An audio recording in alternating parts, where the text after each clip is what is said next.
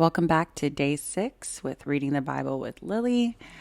We are going to be talking about Genesis chapter 19 through 21. This is about Sodom and Gomorrah, its depravity. It's a lot, guys, so buckle up. Genesis chapter 19. Now the two angels came to Sodom in the evening, and Lot was sitting in the gate of Sodom. When Lot saw them, he rose to greet them, and bowed himself with his face toward the ground. And he said, "Hear now, my lords, please turn in your servant's house, and spend the night, and wash your feet. And then you may rise early and go on your way." And they said, "No, but we will spend the night in the open square." But he insisted strongly, so they turned in to him and entered his house. Then he made them a feast, and baked unleavened bread, and they ate. Now before they laid down, the men of the city, the men of Sodom, both old and young, all the people from every quarter surrounded the house. And they called to Lot and said to him, "Where are the men that you have brought tonight? Bring them out, so that way we may know them carnally." So Lot went out to them through the doorway, shut the door behind them, and said, "Please, my brethren, do not do so wickedly. See, now I have 2 daughters who have not known a man. Please, let me bring them out to you, so that you may do to them as you wish, as you do nothing to these men, since this is the reason why they have come under the shadow of my roof." And they said, "Stand back." Then they said, "This one came in to stay here, and he keeps acting as a judge, and now we will deal worse with you than with them." So they pressed hard against the man Lot, and came near to break down the door. But the men reached out their hands and pulled Lot into the house with them, and shut the door. And they struck the men who were at the doorway of the house with blindness, both small and great, so they became weary trying to find the door. Then the men said to Lot, "Have you anyone else here, son-in-law, or your sons or your daughters, whoever you have in the city? Take them out of this place. For we will destroy this place, because the outcry against them has grown great before the face of the Lord, and the Lord has sent us to destroy it." So Lot went out and spoke to his sons-in-law, and who had married his daughters, and said, "Get up, get out of this place, for the Lord will destroy the city."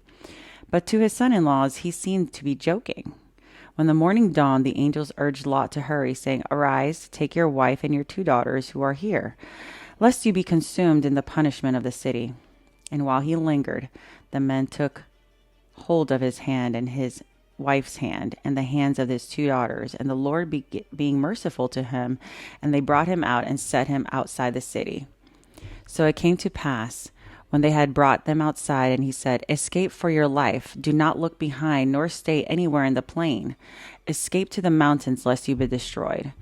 Then Lot said to them, "Please, no, my lords. Indeed, now your servant has been found favor in your sight, and you have increased your mercy, which you have shown me by saving my life. But I cannot escape to the mountains, lest some evil overtake me and I die. See, now this city is near enough to flee to, and it is a little one. Please let me escape there. It is not little, and my soul shall live." And he said to them, "See, I have forwarded you concerning these things, in that I will not overthrow the city for which you have spoken. Hurry, escape there, for I cannot do anything until you arrive there."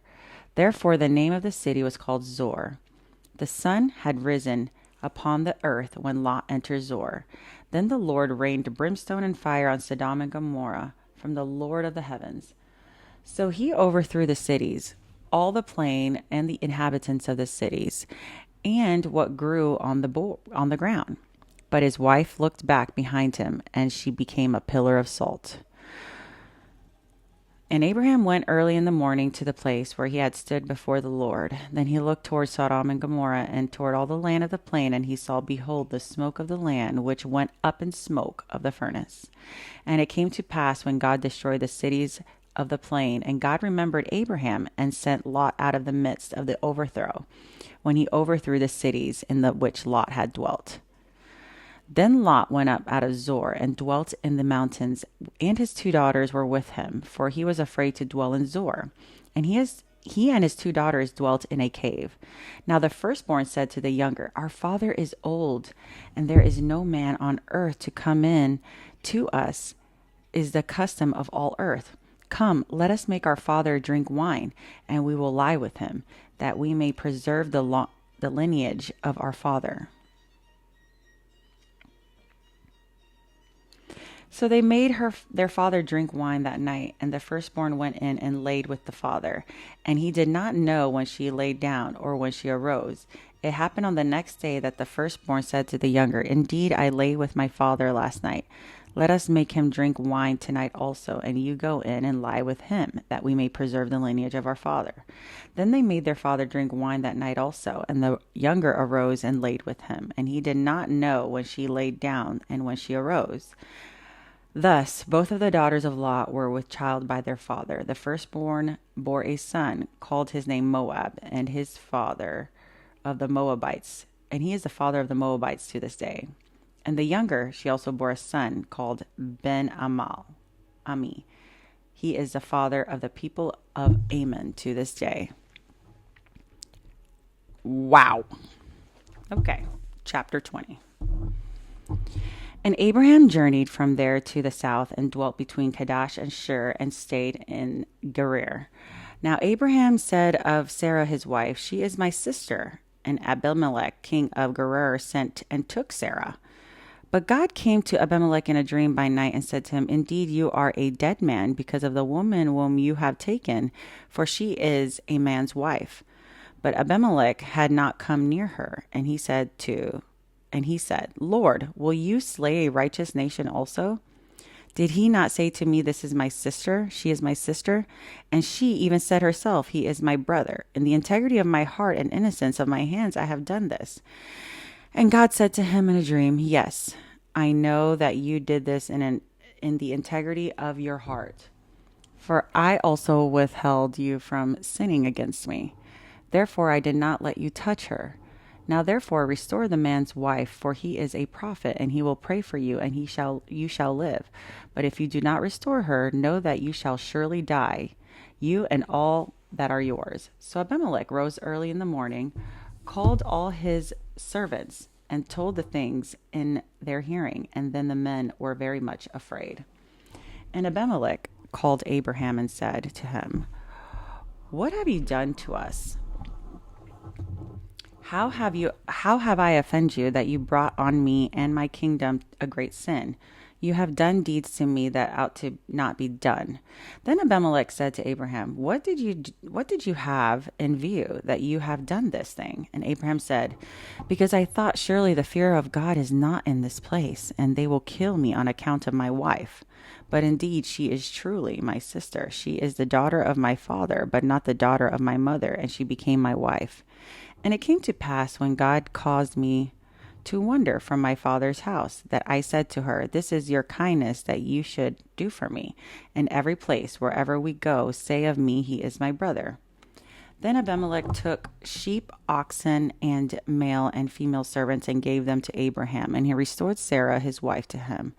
And Abimelech said, See, my land is before you, dwell where it pleases. Then Sarah said to them, Behold, I have given my brother 1,000 pieces of silver. Indeed, this vindicates you before all who are with you, and before everybody. Thus she was rebuked. So Abraham prayed to God, and God healed Abimelech his wife and his female servants, and they bore children. For the Lord had closed up the wombs of the house of Abimelech because of Sarah, Abraham's wife. Chapter 21, Genesis. And the Lord visited Sarah, and he had said that the Lord did for Sarah as he had spoken. For Sarah conceived and bore Abraham a son in his old age, at the set time of which God had spoken to him. And Abraham called the name of the son who was born to him, whom Sarah bore to him, Isaac. Then Abraham circumcised his son Isaac when he was 8 days old, as God had commanded him. Now Abraham was 100 years old when his son Isaac was born to him. And Sarah said, God has made me laugh, and all who hear will laugh with me. She said, Who would have said to Abraham that Sarah would nurse children, for I have borne him a son at his old age. So the child grew and was weaned, and Abraham made a great feast on the same day that Isaac was weaned. And Sarah saw the son of Hagar, the Egyptian, whom he had borne to Abraham, scoffing. Therefore she said to Abraham, Cast out this bondwoman and her son, for the son of this bondwoman shall not be heir with my son, namely with Isaac. And the matter was very displeasing in Abraham's sight because of his son. But God said to Abraham, Do not let it be displeasing in your sight because of the lad or because of your bondwoman. Whatever Sarah has said to you, listen to her voice, for in Isaac your seed shall be called. Yet I will make a nation of the son of the bondwoman, because he is your seed. So Abraham rose early in the morning and took bread and a skin of water, and putting it on his shoulder, he gave it to the boy. He gave it and the boy to Hagar and sent her away. Then she departed and wandered in the wilderness of Beersheba. And the water in the skin was used up, and she placed the boy under one of the shrubs. Then she went and sat across from him at a distance of about bowshot, for she said to herself, Let me not see the death of the boy. So she sat opposite of him and lifted her voice and wept. And God heard the voice of the lad. Then the angel of the God called to Hagar out of heaven and said to her, What ails you, Hagar? Fear not, for God has heard the voice of the lad where he is. Arise, lift up the lad and hold him with your hand, and I will make him a great nation. Then God opened her eyes, and she saw a well of water, and she went and filled the skin with water and gave the lad a drink. So God was with the lad, and he grew and dwelt in the wilderness and became an archer. He dwelt in the wilderness of Paran, and his mother took a wife for him in the land of Egypt. And it came to pass that the time that Abimelech and Phicol, the commander of his army, spoke to Abraham, saying, God is with you in all you do. Now therefore swear by me, by God, that you will not deal falsely with me and my offspring, or with my prosperity, but that you, according to the kindness I have done to you, you will do to me and the land in which you have dwelt. And Abraham said, I will swear. Then Abraham rebuked Abimelech because of the well of the water which Abimelech's servants had seized. And Abimelech said, I do not know who has done this thing. You did not tell me, nor had I heard of it until today. So Abraham took sheep and oxen and gave them to Abimelech, and the two of them made a covenant. And Abraham set 7 ewe lambs of the flock by themselves. Then Abimelech asked Abraham, What is the meaning of these 7 ewe lambs which you have set by themselves? And he said, You will take these 7 ewe lambs from my hand, and they may be witnesses, and I have dug this well. Therefore he called the place Beersheba, because of the two of them swore an oath there. Thus he made a covenant at Beersheba. So Abimelech rose with Phicol, the commander of his army, and he returned to the land of the Philistines. Then Abraham planted a tamarack tree in Beersheba and called the name of the Lord, the everlasting God. And Abraham stayed in the land of the Philistines many days. And that is the end of day 6.